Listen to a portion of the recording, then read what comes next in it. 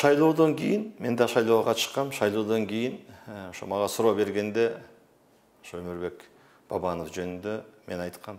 Бабановдун эң чоң кемчилиги ал мамлекеттен чыгып кеткени болду. Бул эң чоң кемчилик.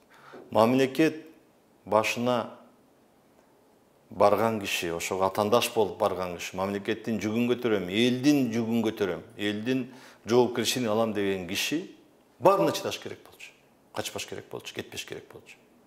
Кетип кийин айтканы ал жөнүндө актануу болуп калат. Биздин элибиз, адамыбыз ар бир кадамды ошо биринчи кадамды баалайт. Биринчи кадам ошо калыш керек болчу. Мен көтөрөм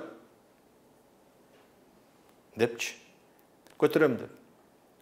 Анан кетип калганы ошол ал эми жанагы иш козгоо азыр өздөрү айтып атпайбы, бул саясат болчу депчи. Эгер кетпей калганда бүгүнкү күндө акыбалы абройда таптакыр башкача болот эле. Эми азыр келсе дагы бул актануунун жолу болуп калат да. Албетте ал келиш керек, ал атуу, кыргыздын атуулу, эмгеги сиңген бу жерде дагы бир топ ишкерлик иш кылып жүрөт. Депутат болду, бир эмес 2 жол, 3 жол депутат болду. Премьер-министр болду. Эми биз баарын эле кетире берсек, ким калат? Мен убагында ошол айттым эле, орой айтылып калат, парламенттин трибунасына айттым эле Бакиевдер келгенде. Алтын баштардын баарын кетирдик, алтын колдорду кетирдик, эми алтын тиштер калып калабы депчи.